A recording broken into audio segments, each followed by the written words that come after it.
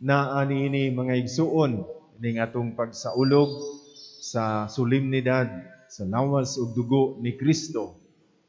Una, kining mao nga kasaulugan, mao nga solemnidad, nagpahinumdom na usab kanato unsa ka importante kining atong pagsaulog sa santos nga misa. Uban kaninyo siguro dinhi matag adlaw nagasaulog sa santos nga misa, whether kanang face to face or live stream. O kita usab nga matag Domingo, no, nagasaulog nining santos nga misa dinhi face to face gihapon o sa live stream. Unsa may pahinumdom niini. Nga kining atong kasaulugan, dili lang ni siya dula-dula. Dili lang ni siya moingon ta nga Domingo mangudron, musimba gyud ko.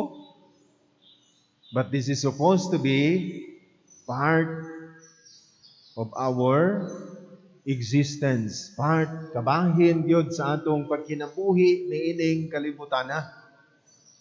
No, kung kabahin manggaling siya, dili lang gani kabahin, no, maunta ni magdikta, no, sa atong pagpakabuhi niining kalibutana. Nga kun mao kana naa sa atong hunahuna ug sa atong galamhan, matag anhin nato, matag apil nato sa kasaulugan sa Eucharistia nga diin atong madawat ang lawas ug dugo ni Kristo, kita usab nga nangapil, nagsaulog niini, kanunay unta tang excited, no? O human sa atong pagkalawat sa lawas ug dugo ni Kristo, dili lang excited, kundi we become more alive sa atong Kristohanong kinabuhi. Nganuman, tungod kay sa matag kalawat nato sa lawas ug dugo ni Kristo, we receive the source of our Christian life. Nadawat nato kini. Mao man ning giingon gani sa simbahan, no, sa Vaticano II, sa Sacrosanctum Concilium ug sa kanang dako nga dokumento CCC, Catechism of the Catholic Church. Nakadungog tani kadaghana, no, that the Holy Eucharist is the source and summit of Christian life. Without it, we cannot survive. Mo na nga, yun ako, unta excited ta and we become more alive, nganuman tungod kay sa matag apil, matag sa ulog na to diyan nining santos nga misa, nagkaos kita. Nagkaos kita sa tinubdan sa Kristohanong kinabuhi. Naunta human sa santos nga misa, sige tag apil ani, sige tag sa ulog, sa kanang murag tinamban nga kuan ba, mahayag-hayag unta ang atong Kristohanong kinabuhi ba. Maklaro-klaro unta gamay, magkaanam siya og kaklaro, ganun mo kahayag. Na karon mga igsuon, kung sige tag kalawat sa lawas ug dugo ni Kristo, the source and summit of Christian life, niya ang atong Kristohanong kinabuhi wa gyud ni irog. Katong giingon bitaw nako nga nag-edad na tag 60, 70, 80 na, niyang ato gihapong concern, way bugas, way kwarta. Wa mo angat. Today, kita gipahinumduman, no, nga labaw pa ni ana unta ang atong panglantaw sa kinabuhi. Nga siguro ako, muhayag-hayag o mulutaw, hinay-hinay ang atong pagka-Kristyanos. Kay kanunay kitang nagkalawat sa source and summit of Christian life. Matagkalawat nato sa lawas o dugo ni Kristo. Ikaduha nga punto, base dinhi sa atong mga pagbasa. Kung atong nabantayan, first reading, sa second reading, o sa gospel reading, na ay nagbalik-balik nga mga pulong dito. Una, dugo. Ikaduha, covenant o kasabutan, no? Kasabutan. From the first reading, second reading, until the gospel reading. Itong nadungog diha sa first reading, na si Moises, naghimo siya halaran, nga dunay mga batanong lalaki nga iyang gisugo sa pag-ihaw, no?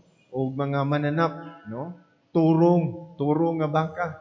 Niya gisalod niya ang katunga sa dugo sa mga dulang. Humani ana, ang katunga sa iyang gisalod, iyang gisablig didto sa sunugon nga mga halad. Ug ang katunga, iyang gisablig ngadto sa mga tao. Unsay giingon ni Moises before niya gisablig sa mga tao? Iyang gibasa ang mga sugo sa Ginoo. Unya, unsay tubag sa mga tao? Makit-an ra ka dinhi, no? Kaduha sila mo sulti dinhi nga tumano namo ang gisulti sa Ginoo, tumano namo ang mga sugo sa Ginoo.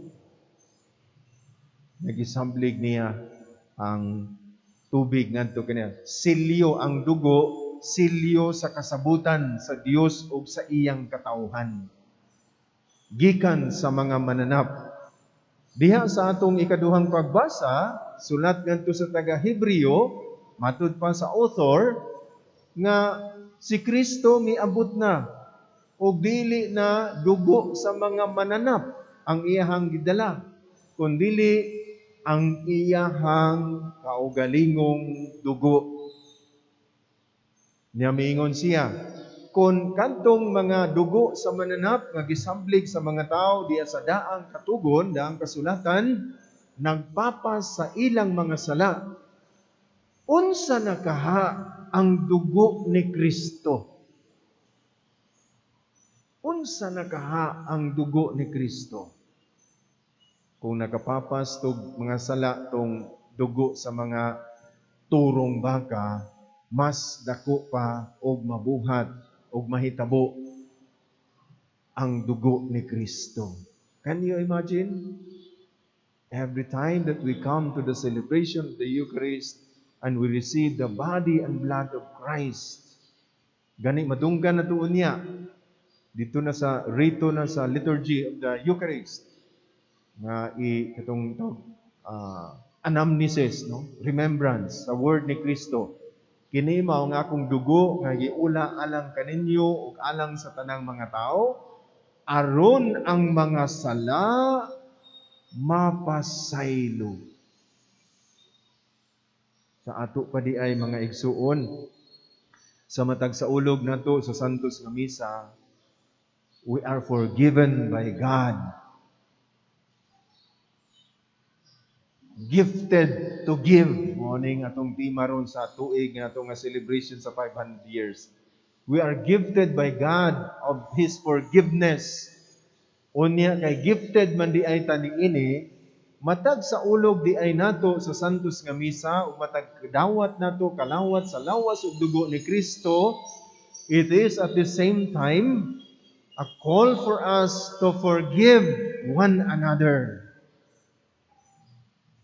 Sigig apil Santos nga Misa, sigig kalawat sa lawas ni Kristo, pero sige pog dumot, sige pog pangitag bikil, sig pangitag away.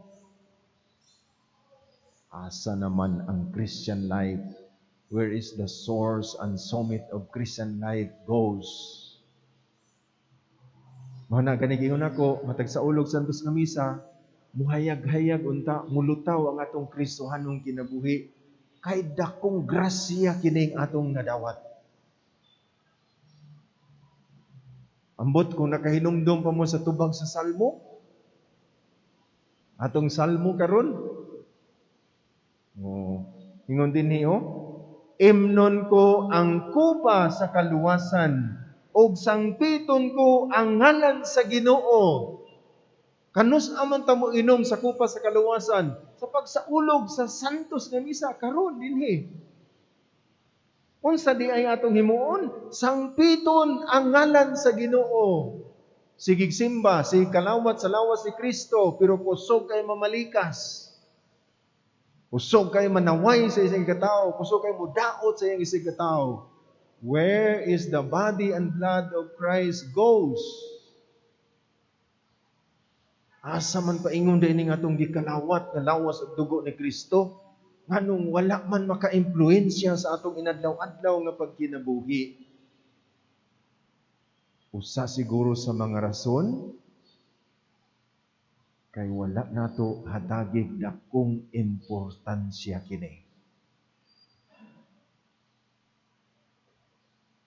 Okay, naandan magina kada Domingo, musimba man jud ko, kalawat man jud ko.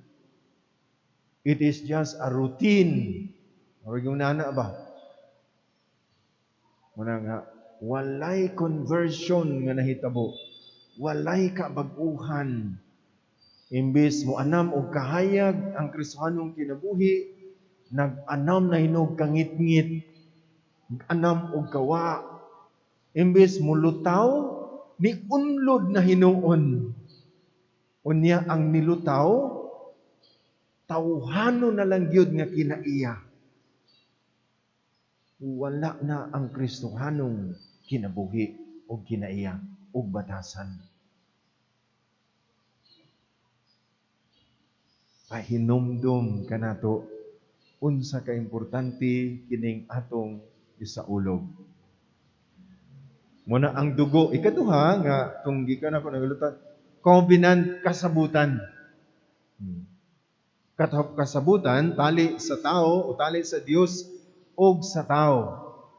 Ang Ginoo naghatag og balaod. First reading nadunggan na to, no? Sa basahon sa Exodo, no? Unsay gisulti sa mga tao? 2 times. Sundo namo ang mga sugo sa Ginoo. Sundo namo ang balaod sa Ginoo. At the same time, for us to celebrate the Holy Eucharist, must do the same. Sa matag sa ulog di ay nato sa Santos nga Misa, sa pagkalawat nato sa lawas ug dugo ni Kristo. This is what we pledge. I will follow the Lord. Sundo nako ang Ginoo, sundo nako ang sugo sa Ginoo. Pero mga igsuon, human ba sa Santos nga Misa, maubay atong gisunod ang Ginoo? Dili ba atong tiyan? Dili ba atong gusto? Dili ba unsay gisabwag, unsay gisangyaw sa kalibutan, unsay uso karon mo'y atong gisunod? That is missing the point of the celebration of the Holy Eucharist. Kini di ay maghatag unta kanato og giya sa pagkamasinugdanon sa Dios. Si Kristo dinhi sa atong ebanghelyo niingon siya, dili na ako moinom og usab sa mga duga sa ubas o niining bino. Moinom ako sa bag-ong bino didto sa gingharian sa langit. Can you imagine? With these words of our Lord Jesus Christ, He is also inviting His disciples and all of us who are here to come into the kingdom. Mao gani nga mingon ang atong salmo, imnon ko ang kupa sa kaluwasan, ug sangpiton ko ang ngalan sa Ginoo. Madunggan na tuon niya, no? Nga mauni ang kupa sa kaluwasan, ang santos nga Eucharistia. Kini usa ka kamatuoran nga kita gipahinumduman nga sa matag sa ulog din nato sa santos nga misa, ang Dios nag-imbita kanato sa pagsaka sa langit. Mao gani gingon nako pud ganiha, kapila na ako giingon ni nga ang ato pud ang daghuna-huna mo kuan ba, mo level up dili kay bugas, kwarta, trabaho. Bisag ni retire na, mao gyapon kwarta, bugas, trabaho. Wala mo upgrade, wala mo level up.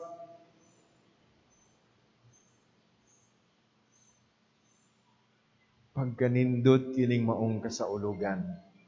Gani kining maong kasaulugan mao ni ang katapusan nga danggo nga celebration nga atong gisaulog, no? Una katong pagsaka sa langit, ikaduha kadtong Pentecost Sunday, katong miaging Domingo ang Holy Trinity, ug karon mao ang Corpus Christi. Dagkong celebration nga pagpahinumdum kanato. Actually, akong pamalandong kini nagpahinumdum gyud ni nato nga ang ato unta hopefully tinuod nga puloy-anan dili ning maong kalibutana kundili didto unta sa langit saka si Kristo. Ascension. Mikon sa ang Espiritu Santo aron giyahan ta sa atong inadlaw-adlaw nga pagkinabuhi aron makasaka ta didto. Katulo, the Holy Trinity, where they came from. They are from heaven. O gani si Kristo ang anak minaog.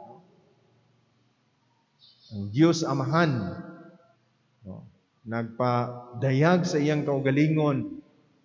Si Kristo ang Amahan nagpadala sa Espiritu Santo ug karon gipahinumduman kita aron kita makasaka dito sa langit ug malig-on kita diha sa atong paglawig niining kinabuhia paingon didto sa gingharian sa Dios, gihatagan kita niining Eucharistia aron sa atong paglawig niining kinabuhia sa atong journey into heaven, going into heaven, we have enough strength and courage na atay kuan ba sustenance nga makapadayon. O ganina kanunay akong kasagaran ako no nga i-homily panahon sa funeral mass ang dalan ni Kristo, dalan sa cross, way of the cross. Morning na adi niyo sa atong simbahan, way of the cross. Ang way ni Kristo asa man paingon, resurrection. But remember, mo na siya ang last station. Ang first station, remember, the Holy Eucharist. Holy Eucharist. Tinuod na, giluto siya, gipapasan sa cross, gibunalan, gilansang, pero because of the Holy Eucharist, nabanhaw. Wana kining way of the cross, pahinumdum nato. The first step of the way to the resurrection is the Holy Eucharist. Wanang di ni basta-basta mga igsuon. Dakong grasya nga gihatag sa Dios. Gifted ka. Hopefully, we are gifted to give. But because, according to the principle of the church, it is only by giving that we can receive. It's only by giving that we can receive. What we can receive when we give? Eternal life. Manalangin kanato ang Ginoo.